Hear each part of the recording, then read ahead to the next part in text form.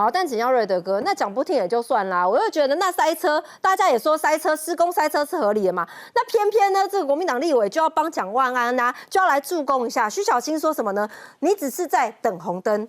后来又说啊，转绿灯不就过了吗？骗我没骑过车哦。可是刚刚小玉姐那张照片，对啊，有一些人是在等红灯，没有错啊，但是那个是绿灯啊。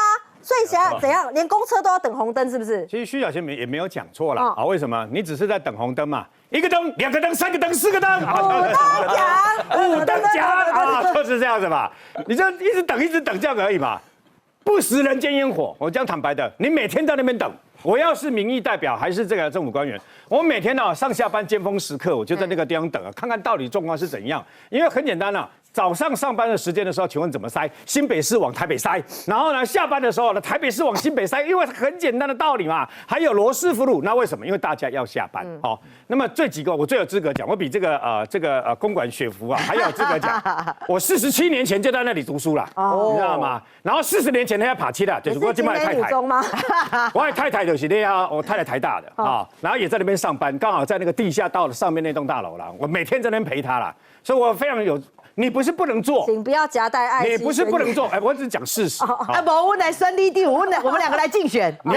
你不是不能做啊？听说以前不做，原因是因为那个地下道那个地方有2条那个管线啊，有抽水管什么东西啊。现在因为翡翠水库那个移走了，所以可以动工。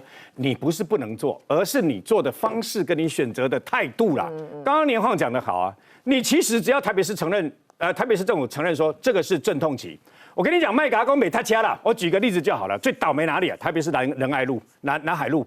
台北市南海路为什么呢？那个几乎已经把那个围篱围住了以后，就在那个国立历史博物馆跟建中前面那里，已经围了几年了。因为捷运的出口要那个头刷上面弄要压出来，所以你就给人家围了几年了，你知道吗？你围了几年，只是说从哪一边换到哪一个车道这样而已啊。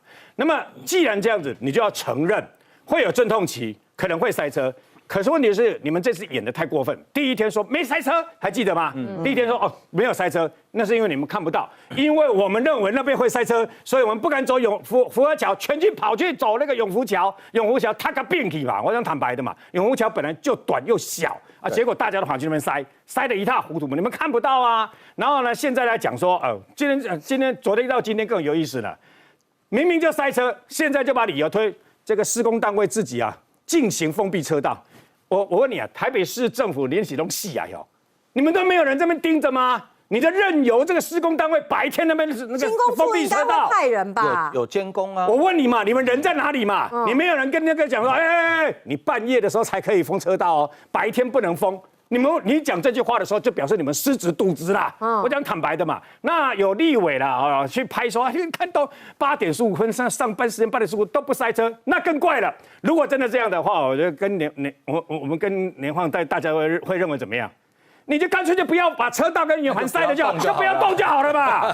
你这个地方多派几个人把那个动线规划画一画，不就 OK 了吗？因为不会塞车啊。这个地方一定塞车嘛？那只是假象，那是因为你动员了几10个警察，然后动员了一大堆的义交，然后呢在那边搞东搞西嘛。完美的形象就对了。现在风头过了，几天过了就塞车了嘛。那今天早上湖和桥跟永福桥的理由说会拥塞，原因是有车祸。好，你当时在评估的时候没有评估有事故会怎样吗？有2个事故，你知道整个桥就再见了，你知道吗？所以你没有把它弄进去嘛。你其实只要承认，你用最大的决心、最大的能量，然后要解决这个问题，但是还是有可能造成不便嘛。所以你要去面对现实。你现在把自己讲的好像神一样，那个地方都不会塞车，不会塞车才有鬼嘞。我讲坦白，我40、50年前真的那个地方了嘛。所以呢，事实上你要解决问题，我没有意见，但是用这种态度解决问题啊，是在鬼混。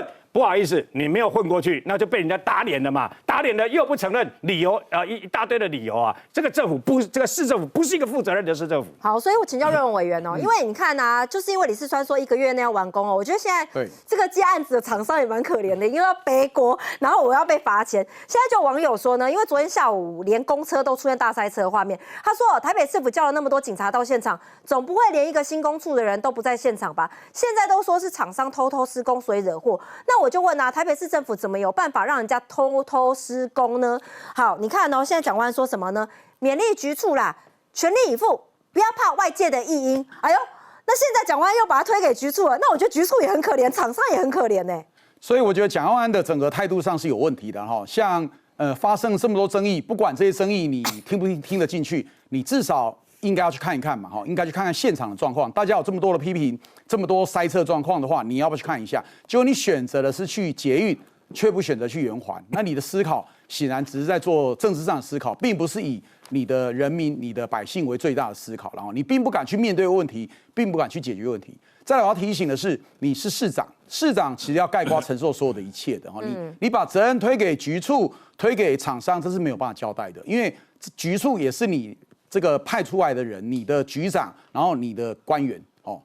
市长如果关心，市长如果要求的话，局处敢不盯紧吗？好，所以你推给局处是没办法交代的，更推给厂商更没办法交代。厂商是接受你的指挥指导的，你如果不准他怎么做，他怎敢怎么做呢？所以我们说很多事情其实都出了很多的一些问题了哈。你看光这一个部分。圆环的时候，正常来说施工，我们在晚上的10点到早上8点是不能够施工，因为这都是为了安宁，然后不能吵到附近的居民。吵到附近居民。对，结果这个在半夜1点半施工，然后从10点到1点半直接进行，结果是因为人民受不了去检举，然后他说我们派员去环保开罚顶多多少？开罚顶多3万了。就这个什么，就显然就是你要求厂商赶工，要厂商就赶快加工。赶工，然后半夜施工、违法施工的时候，你就睁一只眼闭一只眼。那这个时候你又把责任推给厂商，又把责任推给新工处，这个是不负责任的。我认为你如果是一个负责任的市长，你像这种东西都应该要严厉的要求。当你的态度都已经很清楚知道，你就是不管圆环状况怎么样，你都捍卫到底的时候，你都不管其他的声音的时候，你只愿意去看捷运的时候，你的态度已经告诉了所有人的一切。那你的公务员们当然心态都清楚，你的厂商们也知道嘛，任何的违法的施工应该都可以睁一只眼闭一只眼过关。所以我认为这个也是现在蒋万安他的政治风格让大家开始感到非常的有问题的地方了哈。那我要再讲为什么他要去看捷运，其实很简单嘛，因为他觉得他捷运的钱少了。我要再次强调了，捷运你已经拿了6775亿耶，全台湾拿最多捷运的钱就是台北市，从以前拿到现在已经盖了非常多条，现在高雄开始要盖了，就高雄提出来的140几亿就被删掉了，只给了30亿，被删了112亿，为什么被删掉？因为统筹分配款3753亿被拿光了啊，还不是蓝白国会通过的，所以蒋万安你是最大的得利者，你不要在那边装好像一副很可怜，其他的都更可怜，好不好？其他的你看你拿到400多亿，高雄才拿到200多亿，就哭了吧？结果高雄人现在以后捷运全都要靠自己了，中央没钱给你了，台中也没有了，所以台中你也不要去讲。不要抱怨，因为最大的获利者是台北。台北当时我记得，当时最早的时候提出来的国民党版还是台北首都直接加3%，那样的概念直接全部体现在这边。我要再讲到刚刚林晃讲到了，营业税，我再提醒一下，营业税里面有多少？我举个台电就好了。台电的3个大电厂，兴达、南部跟大林电厂，兴达前日刚出状况，全部努力的供电40%供应给其他的县市的。结果总公司在哪里？在台北啊，然后钱是给台北，所以我努力的发电，努力的污染影响我，对污染在我的南部，然后营业税还算到你的台北去。国民党这样的修法合理吗？所以台北事情占尽了全台湾所有的便宜了，然后你还用这样的心态在对待哈？我认为其实蒋万安如果再不改变你的心态的话，再不改变你的作为的话，你的民调还会持续下滑，你要失去更多的民心。